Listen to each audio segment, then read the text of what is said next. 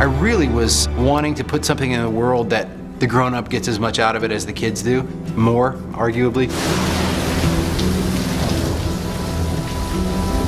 I really believe that something special happened with this story. We could not believe how many people jumped on board to help us bring this thing to the screen.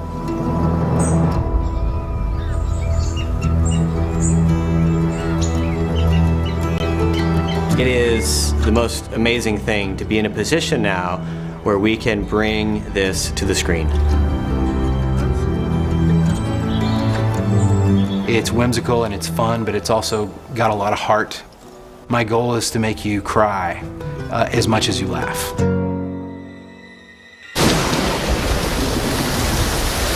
Can't just run off. They've got a pop rocket! Really?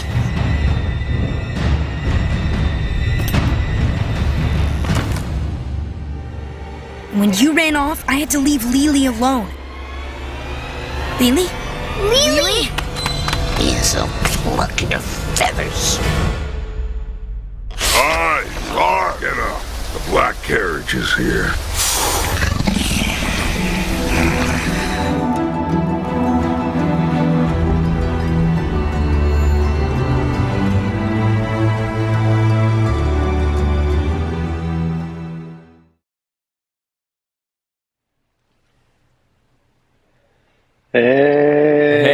Hey. Whoa. What's up, That was everybody? at the same time. How's it going, Andrew? What's going on? It's good. It's good to see you. Well, I guess maybe you maybe know, the better just- question is just where? kinda- Where is this going on? Where is going on? I am. Can you hear me okay? I am walking through the streets of Oxford, England. We just had our Rabbit Room conference here called Hutchmoot, and it was we have a UK version which we haven't been able to do because of COVID until this year, and so we had about 160 people in a little church here in Oxford, and we spent the weekend celebrating the way God moves through stories and art and music and community, and it was awesome. So here we are, and we decided it would be fun to do one of the live streams from here. Man, that's awesome, Andrew. Holy smokes. That looks so cool. Look at that lamppost. It is pretty cool. So I don't know if now is the time to do it, but at some point I have kind of a fun reveal. We can save it if you want, but yeah, I'm going to show you a little better detail of where I am exactly. But yeah, let me go through kind of what we're going to be doing today, and then maybe we can take a look real quick. For those who don't know me, I'm the script coordinator on the Wingfeather Saga animated series. I've been getting to help with the writer's room and anything involving audio, script. So in the casting and in the recordings, I've been sitting on those and helping with those as well. But today's live stream is going to be awesome. We're going to kind of talk with Andrew a little bit of the hows and the whys of the Wingfeather Saga. Why it was written, how it was written. And finally, goodness gracious, you guys have been almost like pounding down our doors for this one, but we have our third part of our casting reveal. And there's a very important cast member being revealed today. And we'll also be at the end answering some questions. So if you have any questions, please start asking them in the comments below, and we'll try to get to them in the end. I also want to remind everyone that we have some merch up on the wingfeathersaga.com/store. We have some awesome t-shirts right there. I do, biasly love the Toothy Cow one. But if you go there, you can find them and pick them up. And some awesome shirts. Also, I know you guys have been wondering this, but season 1 is almost here. This is crazy. We're getting so close. We're going to be releasing some dates pretty soon on when those will be premiering and streaming. In production, we're closing in on episode 1 in post. Episode 6 is currently, just locked at Animatic. So we're getting there. We're getting close. We're working hard. And if you want to learn more a little bit of what we're doing for season 2, you can go to angel.com/wingfeather to find out a little bit more. But yeah, Andrew, why don't you go ahead and show us where you are? okay, so the Rabbit Room, which is a ministry that I'm a part of back in Nashville, which hosted Hutchmoot. It was inspired by a room in the back of a little pub called the Eagle and Child, which is the nickname of the Eagle and Child is the bird and baby. And a lot of people who know C.S. Lewis and Tolkien and kind of the lore of the Inklings, they're friends that used to get together sometimes in Lewis's rooms at the college he taught at, but sometimes they would find themselves at this pub down the street. And the name of the back room of the pub is the Rabbit Room. And I remember coming to Oxford the first time many years ago and had to make my, C.S. Lewis pilgrimage to the Eagle and Child, and went back into the room and saw that room was nicknamed the Rabbit Room. And so that kind of gave birth to the idea, which became the ministry that we know as the Rabbit Room. And so this little passageway where I am right now is one of the most magical little spots in the whole city to me. So the colleges are back that way. The college that Lewis and Tolkien would have taught at. So this is the passageway they would have taken to get to the pub whenever they wanted to, hang out, talk about their stories or whatever. And so I'm going to turn my camera around and show you. Look at this tree growing out of the side next to this old stone wall. Just this amazing tree. And so I'm going to kind of hold it sideways. So if you walk right down this way, what some people don't know is that there wasn't just one pub that they hung out at. There was actually another one across the street that was a favorite haunt of the Inklings, and it was called the Lamb and Flag. And I'm pretty sure it's called Lamb and Flag Passage. So this little alleyway just past that big, beautiful tree. Let me turn it around so you can see it. Look at that. And I love the lamppost kind of off in the corner. There are lots of little nooks like this in Oxford. So if you walk here, you can see, sadly, the windows are all kind of covered with some kind of paint because they are renovating it, and it's closed right now. So the Lamb and Flag, right in here, you probably can't see in the windows. No, you can't really see anything. But right in there is where Lewis and Tolkien and their buddies would sometimes hang out. If you come through this little passageway, you come to a street called, or a part of town called St. Giles. I don't know if you can see Lamb and Flag Passage. And then right here, straight across the street, right there, is the Eagle and Child. And so I'm going to cross the street and try not to get, honked at by a bus. I know it's a little bit, the internet connection is a little crazy. You can see the Lamb and Flag behind me. There it is. And then I'm going to cross this big street. There's no traffic because it's kind of late here. It's like 8 o'clock in Oxford. So right across the street, here we come. Getting closer and closer to the Eagle and Child. It's just like if you're a Lewis or a Tolkien fan, this place is like legendary.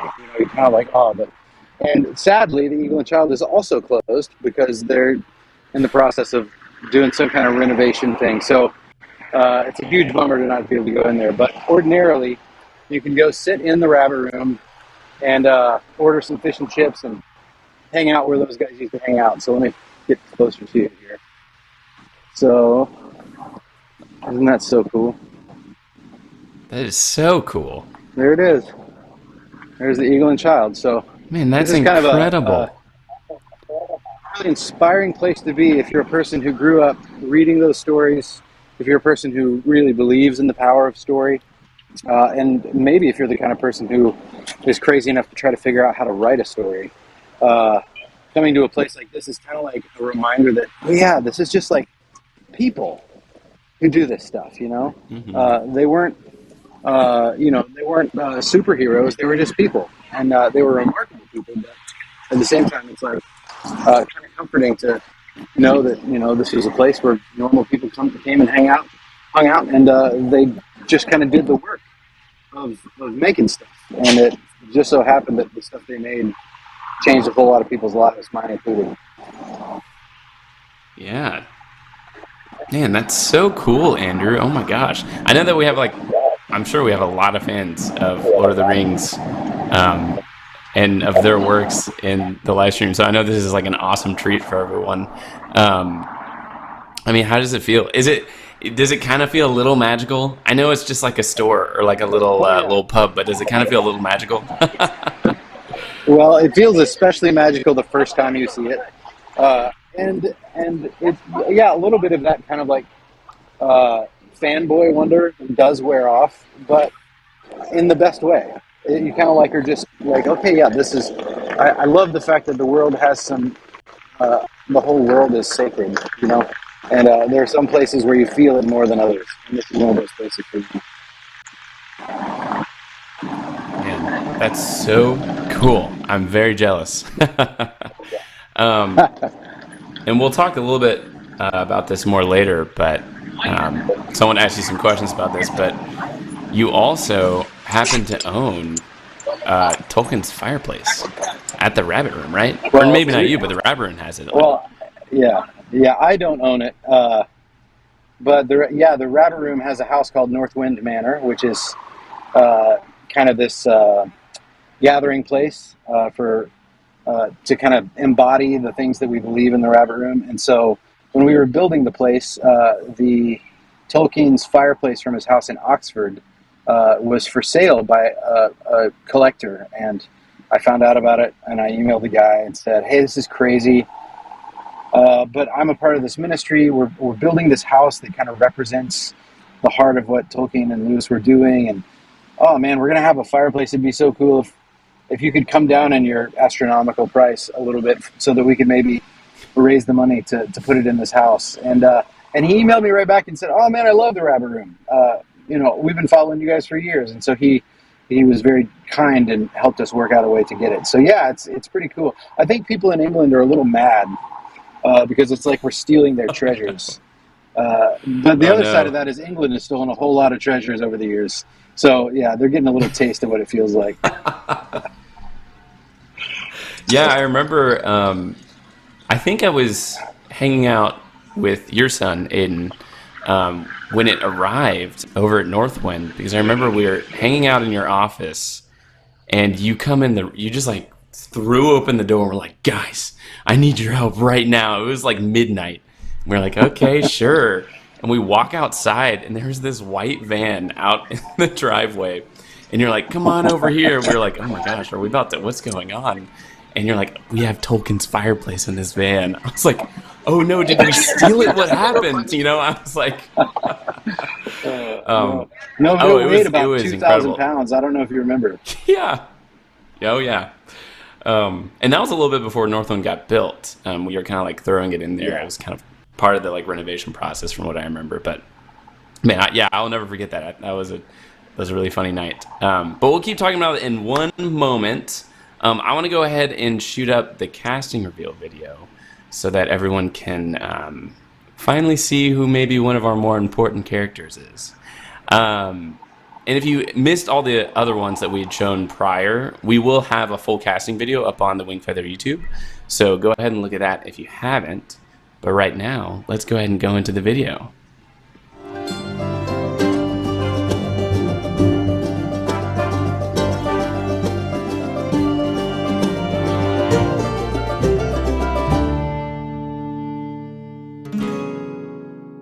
Hi, Ellie. Good to see you. Hi! I'm so glad to be here.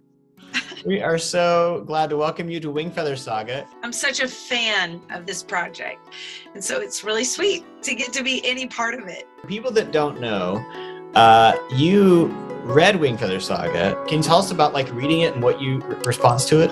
I flew through this series, but I fell in love particularly with Poto. Ended up writing a song inspired by his story. And you and I, for people that don't know, got to work together on Slugs and Bugs on an episode and had a great time together. And I was like, Ellie is so fun on camera. I wonder if she could do voicing. And so I was delighted when Ned sent over the audition he did with you. And Andrew and I both like, oh my gosh. Alkeo, congratulations. We are so glad to welcome you to the Wingfeather Saga. Yay! Thank you so much. So excited for you, man. It's been great getting to know you and kind of hearing just what you've brought to Janner so far. I'm about like halfway into the first book that we got like 2 days ago. Wow. Oh, nice. Oh, I'm so glad. That's got to be such a weird feeling to be reading this book knowing that you've been cast as the dude who's going to be playing the main guy. Yeah. I can't imagine. With Janner's lines, I've been like saying them out loud and seeing how it felt. Oh, that's so good. Awesome, man. I love it. Stabbish elbows, exceedingly hoppy hinder parts. Oof. Never knew a dig toad would be that big.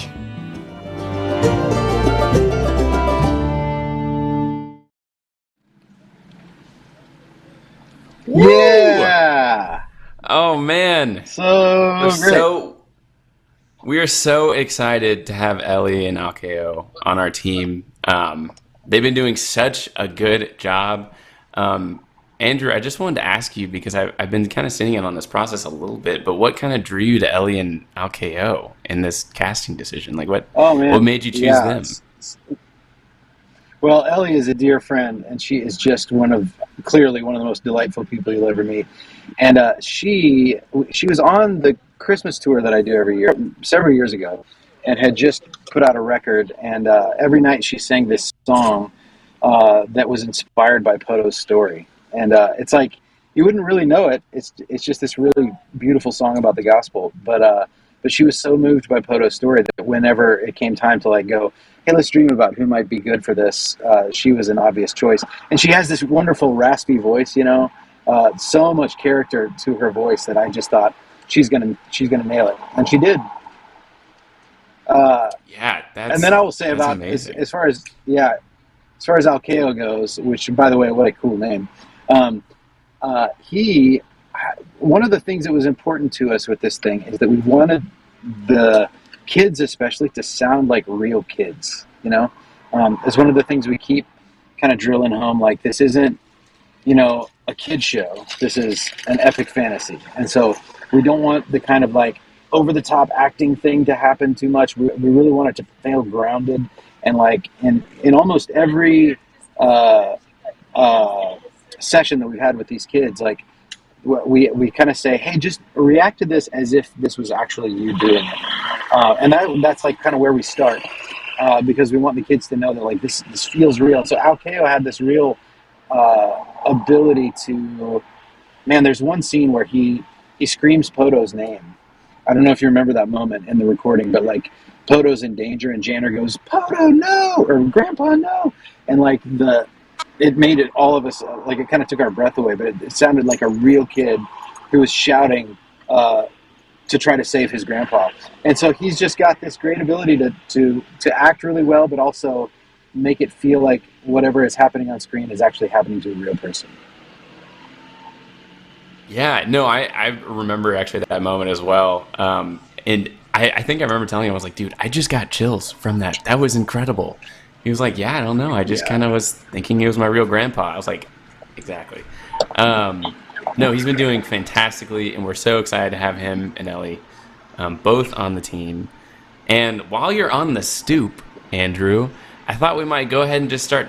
I know there's a lot of people who already know the Wingfeather Saga and have probably listened to a lot of interviews about this, but there are probably also a lot of people who are coming because they wanted the TV series, maybe they haven't read the books.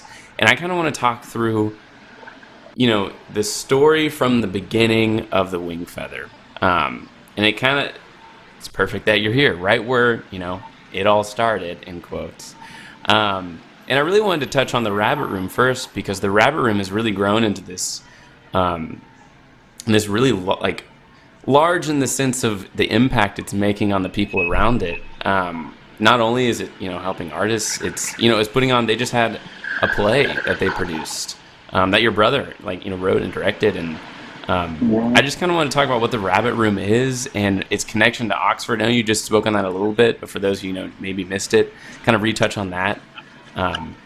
Because I think it's like a special connection. It's important. Yeah, it is. So living in Nashville as a singer-songwriter, that's what drew me there 25 years ago or so. And it was, it was one of those things where you're there for the first year. A lot of people come and they're like, what do you do when you get to Nashville if you're a music person? And what I usually say is like, give it at least a year. Like nothing crazy is going to happen, in a few months.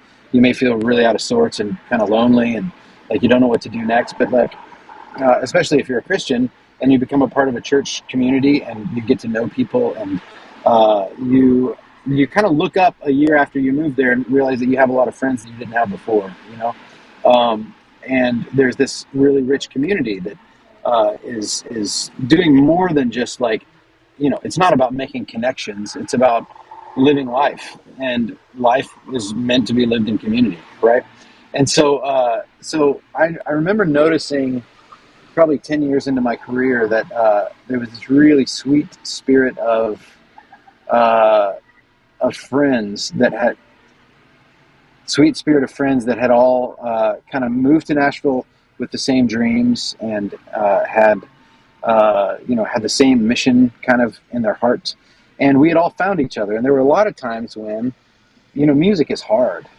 You're basically just signing up to be self-employed for your adult life. And it can be kind of financially scary, and it's emotionally difficult because you're putting yourself out there. And so to find yourself in a community of friends who are there to remind you that what you're doing is good, and they're there to cheer you on when you feel bad, you're there to cheer them on. And, in the long run, what you realize is that what you've gained is not just, better quality of song. It's not like you just became a better songwriter. You do, but also you end up with these lifelong friends. And so that's the precursor. And of course I loved, grew up reading the Narnia books and the Lord of the Rings, and loved these fantasy novels. They were hugely, had a huge impact on my imagination and kind of my philosophy of like why I want to do what I do, And so came to Oxford, came into the Eagle and Child right behind me, and walked into the Rabbit Room and just was overwhelmed with this sense that, or I guess a realization that, Lewis and Tolkien and Charles Williams and Warren A. Lewis and all the guys that used to gather, Dorothy Sayers was an honorary Inkling too. Like, it wasn't just a bunch of nerds sitting around smoking pipes and stroking their beards and talking about, the Latin translation of whatever classical work. It was really, I think it was friends hanging out. You know what I mean? Like it was like the friendship was to me what struck me most about it. And what I saw was a similarity between the friendship of the people that hung out in this pub and the friendship of the friends in Nashville. It's like none of us are as smart as the Inklings, obviously. Probably never have an impact like they did. But there's something about the spirit of what the Inklings were doing that I thought, how do we bottle that up? How do we emulate some of those principles? Not to sit around talking about how great they were, even though sometimes that does happen, but to cast a vision forward and go, what were the things about their friendship and their community that shaped their imaginations, their work ethic, their understanding of language, their understanding of who God is and how our hearts work, that gave birth to Aslan and Lucy and the Pevensey kids and Frodo and Bilbo and the Charles Williams books, what I'm getting at. And so there's something really cool about that to me. So that's where the Rabbit Room was born, the ministry of the Rabbit Room. So I just bought the domain name rabbitroom.com and we kind of started an experiment in community. And now we have Tolkien's fireplace. So it's that's a vast oversimplification of the story, but it's just been really cool. We published books. My brother is a book editor and a writer himself. He's a playwright.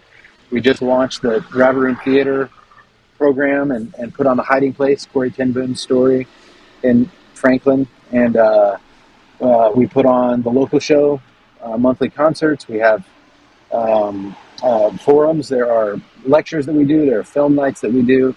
And, all that stuff is kind of just an excuse to get people together. Because when people find each other, a new story is born.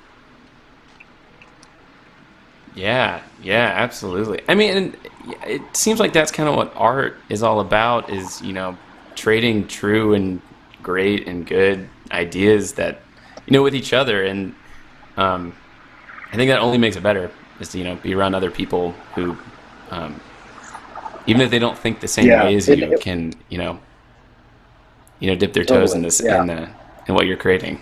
One of the things we say a lot is that art nourishes community, and community nourishes art.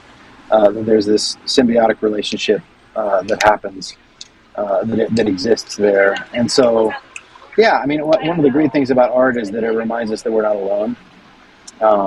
And so that is it's a high calling in some ways. I don't want to make too much of it, but it is. It's an important thing. Like, who wants to live in a world without good stories, good art, good songs? And so, those of us called into that work, it's good to have allies.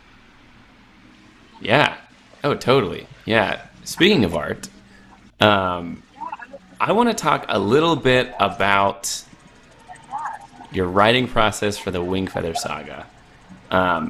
I've heard this a couple times, and I thought it was really fascinating. Could you tell everyone, where you were when you were just about to start writing the Wingfeather Saga, and how that decision was so difficult? Because I think some people might think it's just this easy, like you sit down, you're like, ooh, I'm going to write an awesome story, and then this is the best, and then you turn it in, and it sells a bajillion copies or whatever, and then you're done. But now I've heard from you almost, the opposite, where it was kind of this hard thing. It wasn't easy to sit down and write this entire epic of, stories. Yeah, I mean, it is, I'm trying to remember the details of how it began. Like, I wanted to write since I was a little boy. And, most kids try at some point writing stories. But, even up into high school, I was trying to write novels. I had these big dreams of learning how books worked. I loved to read. I loved to draw. I was a big comic book kid. I also loved music. Pretty much anything artistic got my attention. And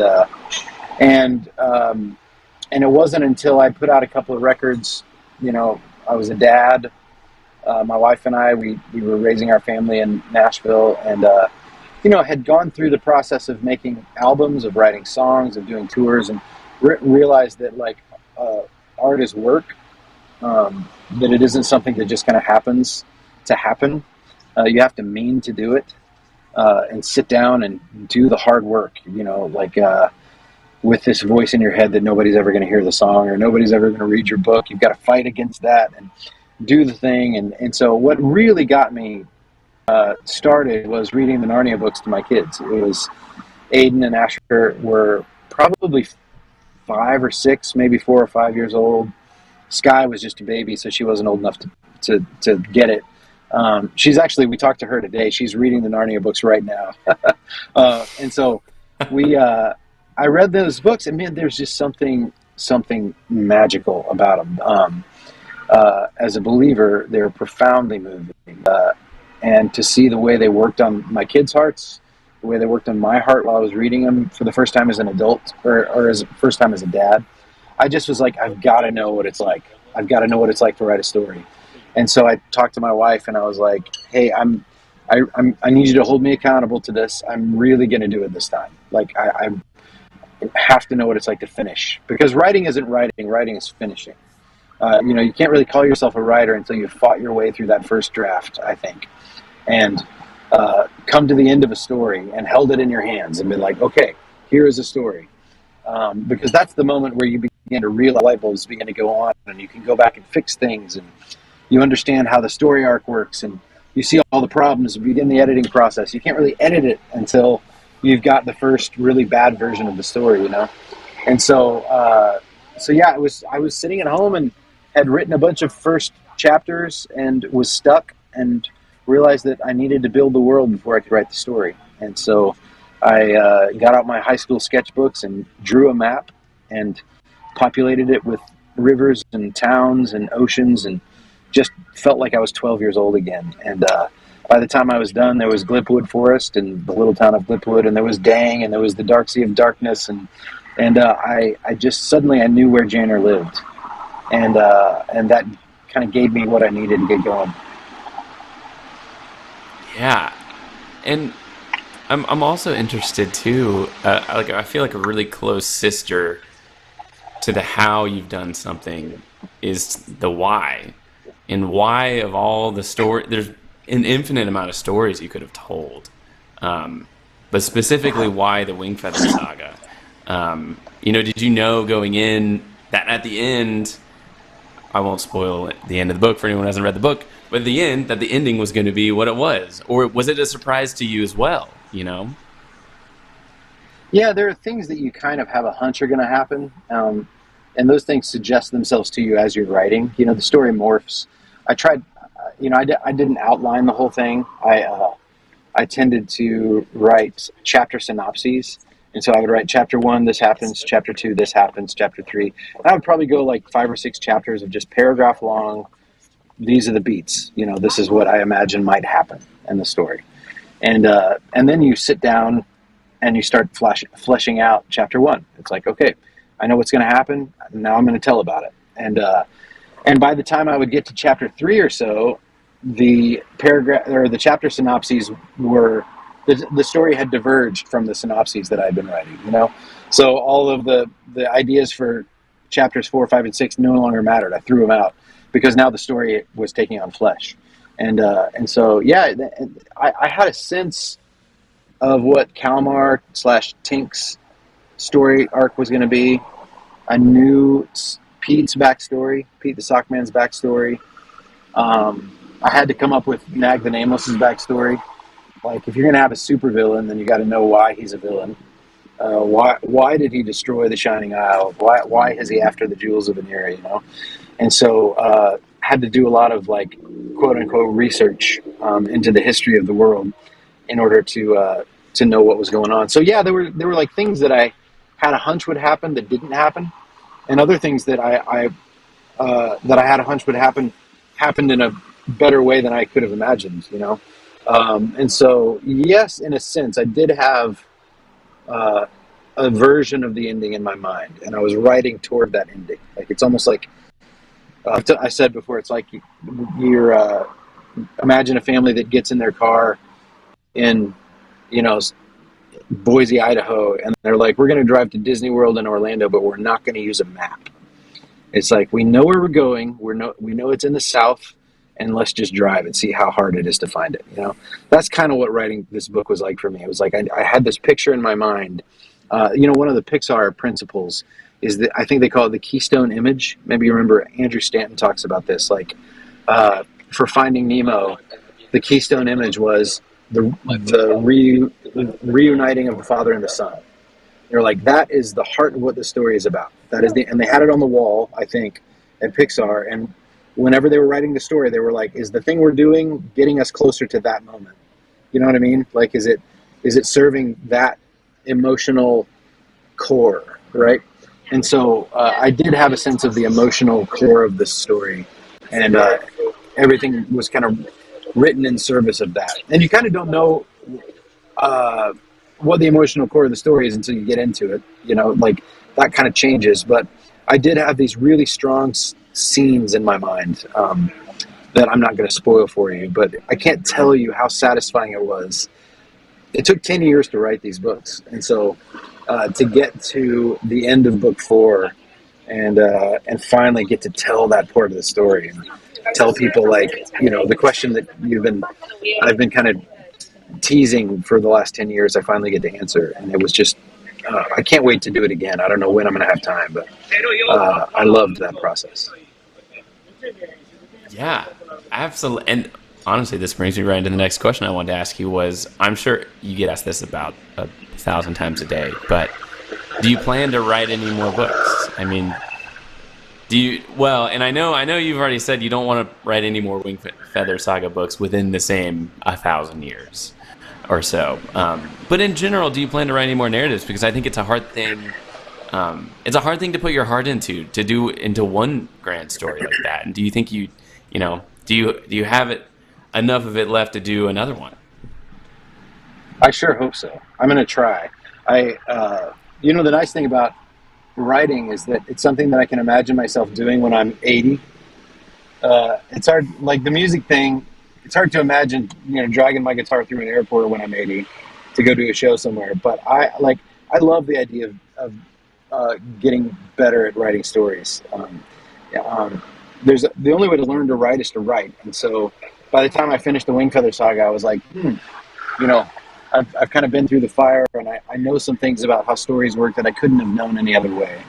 And it's made it actually more intimidating because, the more you know about stories, the more you realize how little real control you have over it. You're a servant of the thing. And so all that to say, yes, I definitely want to try to write more. And I have some ideas for the next thing, and I actually have signed the publishing deal, and they've been very patient for about a year now. I'm overdue. So while I'm here in Oxford, I'm hoping to start the next story, whatever that ends up being. Oh, nice. That's super exciting. Jeez. I didn't know that. That's awesome. So now that we're beyond the books, we're in the show. We're in the middle of the show right now, working on the show. How has it been different? Yeah, I only have experience writing scripts. I don't have any experience writing books. I've always wondered the difference in your brain. Now after, being we were in the writer's room together and like going from book to script, and not necessarily like just translating from book to script, but how did you feel like a difference between writing a book and then writing a script, like just in general as like a format and like a story narrative? Oh, totally. Yeah, and to be clear, like there are screenwriters who are very more qualified than I am to write these scripts. I get to be in the room, and I thought early on in this process, I was like, yeah, it'd be fun to learn how to write a teleplay or a screenplay. And now that I've seen how it works, I'm just amazed by the art form. These guys, these men and women who are writing are just amazing. And it's very, very different. I'm trying to think how it's different. Like one of the big things that I've noticed in the scripts is that you have to. Here's the funny thing about sitting right here is that all these people keep walking by and taking pictures of the Eagle and Child sign because they're all Inklings fans. It's kind of embarrassing when you realize you're standing among a bunch of other people who are taking pictures. So anyway, I would just say that the big thing with Screenwriting is that it's all about what are the characters doing. Like they have to be doing something. You know, you have to figure out what their motivation is. But if there's nothing happening, no forward motion on the screen, like, you know, the only way to really know what's going on inside someone is either they tell you or they show you, right? And man, I was reading Proverbs today, and there was something about, you know, the action versus words, and I'm not going to remember the verse right now, but it's this idea that like what you do is at least as much of who you are as what you say, right? Arguably more. You can give a lot of things lip service, but if you're not loving some people actively, then it's not really love in some ways. Does that make sense? And so, so it's a good lesson to kind of like look at the screenplay and like figure out, how do we show the audience what Janner's thinking right now? How do we show them the tension between him and Tink? Or, you know, how do we... It's like the look on Poto's face when sea dragons get brought up. Like, we need to figure out a way to make it so that the audience sees it. Like, how does it work if we mute the dialogue, you know, and play the thing? Does it still convey what's really happening? And I love that. As you know, I've been going through the scripts, and like half of my notes are, let's cut this line of dialogue. We don't need to say this. Like, just let them do it. Like, show them what's happening. Whereas with a book, you have the luxury of getting inside the head of the main character, and you can constantly be telling the reader what's going on inside of Janner's heart. And you can't do that. And it's a fun challenge. Yeah, that was kind of the first thing that struck me when we started writing these stories, was that how are we going to translate all this stuff that Janner's saying in his head onto the screen? Yeah, I honestly think that probably would have been seemed to be the most difficult challenge for us, was like, you can express so much with like words alone in a book, but then getting that and just showing it rather than saying it, it's really hard. It's really not an easy thing to do. Yeah. But yeah, you're right. And I do remember the majority of your notes being cut all of this dialogue, cut it all out. But it's good. I mean, but it makes sense, because you don't want to, you don't want to treat your audiences like they're stupid, right? Because the moment that you start just feeding them so much information that they already know or could have figured out on their own, is like you're insulting them almost. So it makes sense. Yeah, there's to go back to Andrew Stanton, the Pixar guy, there's this keynote that he wrote or delivered one time that I happened upon when I was reading or writing the Wingfeather Saga. But one of his principles is give the audience 2 + 2, not 4. So like the audience wants to be engaged, you know, they don't want to like be spoon-fed everything that you mean. So you can suggest to them, here's what we're getting at, and leave them to kind of fill in the blank. And he jokes are the perfect example. Like, if you have to explain the punchline, it isn't funny. Like, the laughter comes when you connect the dots in your mind, and you're like, oh, I get it, right? And so as a storytelling principle, like you have to trust that the audience is going to keep up. And also trust that the audience is not like, I enjoy the feeling of not being totally sure what's going on, you know? Like, when I'm watching something, I like feeling like the storyteller is trusting me to keep up. Or if I'm lost, I trust the storyteller that I'm lost for a reason.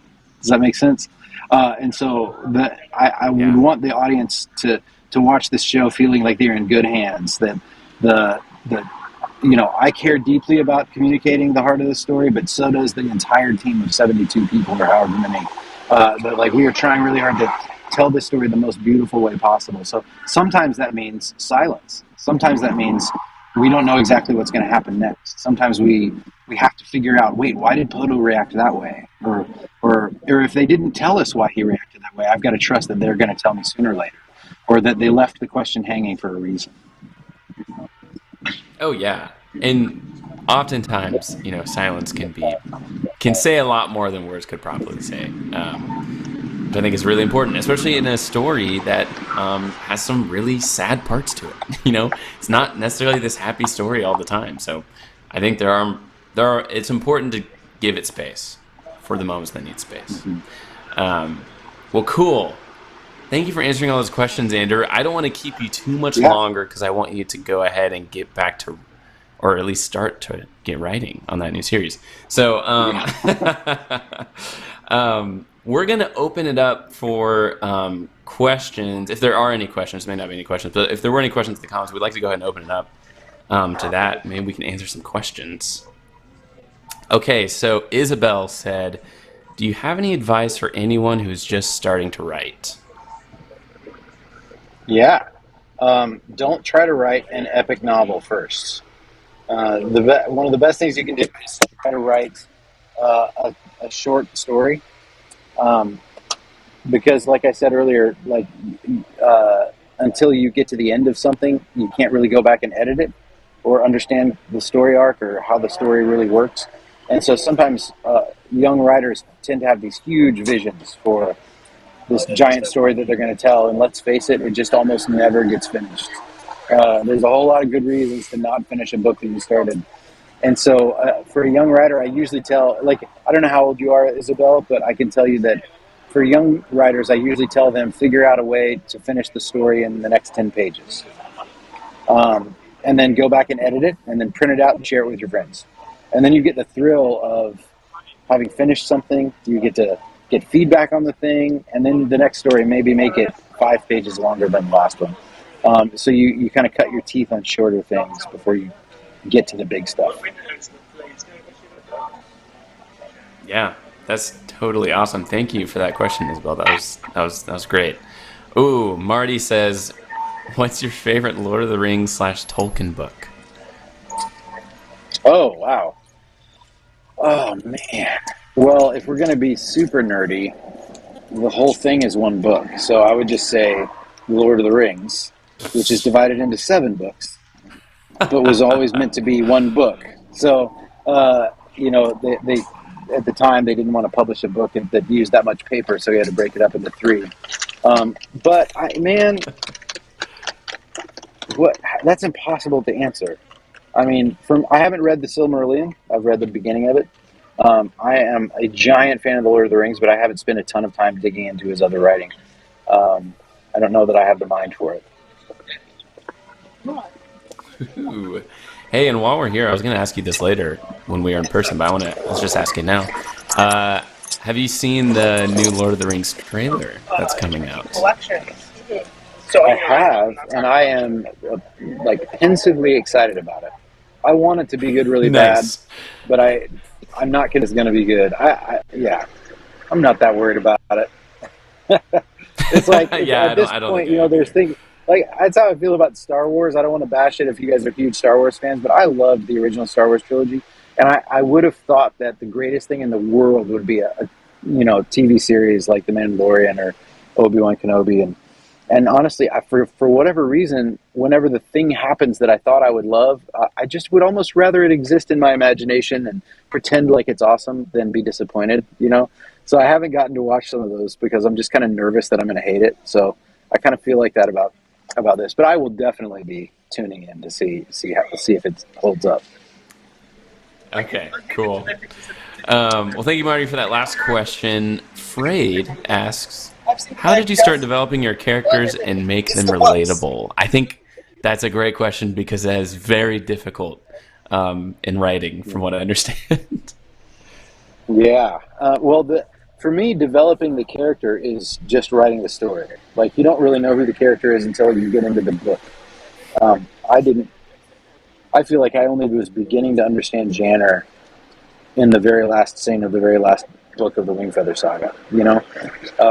I was like, oh, that's Janner's central flaw. That's Janner's central virtue. I kind of was able to, the light bulb went on. So your characters develop. You give them free reign to kind of develop as you write the story. And it's okay if in your first draft that's really uneven, because then you get to go back in the second draft and edit it and tighten it up, because then you know the character and you can kind of rewrite the scenes, rewrite the dialogue to fit what you now know about them, having finished the book. And then the other thing I would say, I got this advice from Reed Arvin, who's a record producer and a novelist teacher. He just said that when he was writing his book, he asked himself at every turn, what would a real person actually say in this moment? And so with the dialogue, with the situations, if Janner sees a toothy cow in the woods, I go, what would a real 12-year-old boy say or do when he saw this? And then I would just see what happened, that's the thing, like, keep as hard as you can while you're writing your story, ground it in reality, because reality is a good thing, right? And so the more grounded, the more gritty and earthy the world is, the more genuine the reactions are or the conversations are, the more you're going to discover who these characters really are. I don't know if that makes sense, but just ask yourself as you're writing the novel, what would a real person say? Yeah, absolutely. I loved the amount of people taking selfies behind you as you were talking about that. With the so funny, isn't it? Yeah. Thank you for that question, Fred. That's a really important question to ask, because I think it's a difficult thing. I think it just takes time and practice, from what I understand.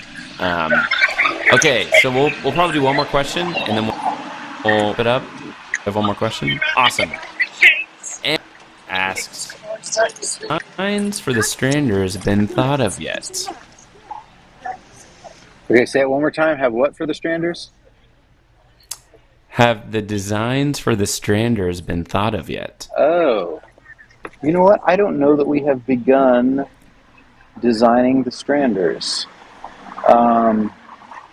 So the answer is no. That's a quick and easy answer. I don't think the character designers have dug into the Stranders just yet, but it's going to be coming very soon. We're like well down the road into season 2, as we kind of are testing the waters on the fundraise. So yeah. Cool. All right, we're going to do one more question. Just because we have a little bit more time left. Is there anything in the show that you feel like improves on the books? So is there anything in the show that we're like adding that you think that actually makes the story a little bit better? Yeah, man. I have one quick, easy answer for that.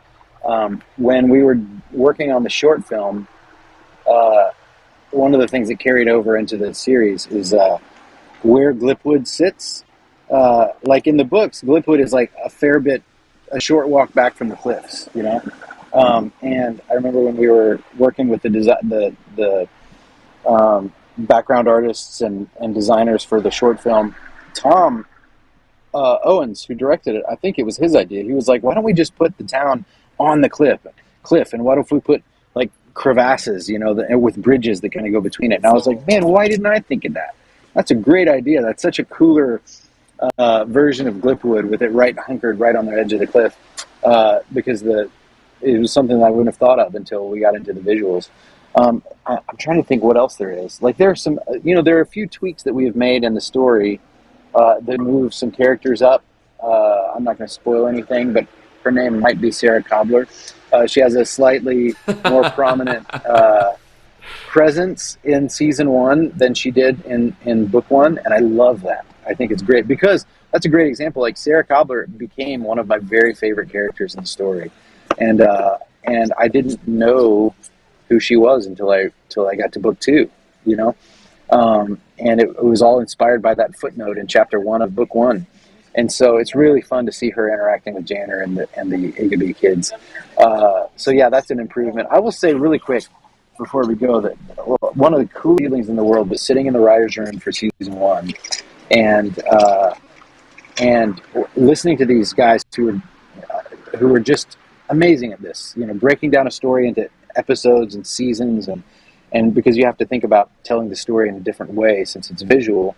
And I had this like delightful feeling that like the Wingfeather Saga as a story was like moving. We were getting closer to its platonic form. You know what I mean? It was like I have my book version of the story, and then we're taking this visual version of the story over here, and they're both circling this like imaginary, real, quote unquote, version of the story that happened in actual history or something. You know what I mean? So it's like we're coming at the same thing in 2 different ways, and I'm getting a clearer picture of the actual thing in the process. So there are little tweaks that we've made, but I feel like those tweaks are actually getting closer to the heart of what the Wingfeather Saga actually is. Oh yeah, I mean absolutely. I remember when I was so confident after the writers' room and those with those scripts, I was like walking down, I had the big stack of them. I was like, these are the best scripts in the world, and I slammed them on the desk. And then I remember it going down the line, you know, through production of like design, all these things. And by the end, it was pretty different of a, you know, like visually, like storytelling wise. And I was like, that it's so much better now than it was then when I was so confident about it. And it's just awesome to see these pros making it so much better, like every step of the way. And yeah, I agree. It's just kind of like turning into this version of itself that feels like the right version almost in a way. Yeah, it's cool. Well, thank you, Nomad, for that question. What's cool about that, I would just say that it feels like the book is augmenting the animated series, and the animated series is augmenting the books. It's almost like they become footnotes of each other or something. In the coolest way. So anyway, The Princess Bride was that way. Like the Princess Bride book actually makes the movie a little better, and the movie makes the book a little better. And so that's what we were going for. And we couldn't have done it without this incredible team. You included, Clay Mortensen. Hey, whoa. Hey, don't flatter me on a live stream, Andrew. Come on. Thank you, Nomad, for that last question. I just want to remind everyone again, can we throw up the merch one more time? I just think it's awesome. Can we throw up those t-shirts? Look at those t-shirts. If you want to go buy one, please go to the wingfeathersaga.com/store. And in the comments, tell us what you want to see merch-wise. You know, what ideas do you have? What would you want to get as merch from the show? And if you have any comments on what you want to see in our next live stream, also leave those in the comments. And if you want to learn anything more about season 2, go to angel.com/wingfeather to learn more. I think Andrew is gone already, so I'll go ahead and say the goodbye. Thank you, Andrew, for being here. It was a pleasure to have all you guys, and we'll see you in the next live stream.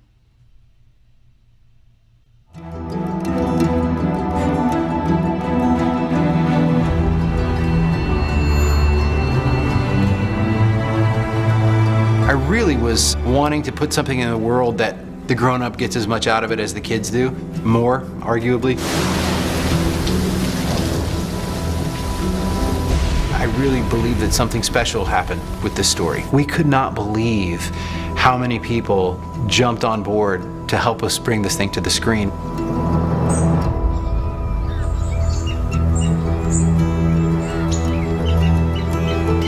It is the most amazing thing to be in a position now where we can bring this to the screen. It's whimsical and it's fun, but it's also got a lot of heart. My goal is to make you cry as much as you laugh.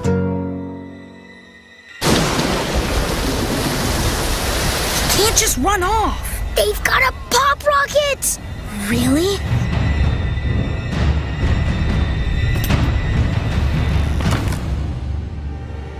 When you ran off, I had to leave Lily alone. Lily? Lily? He's a plucking of feathers. Aye, get up. The black carriage is here.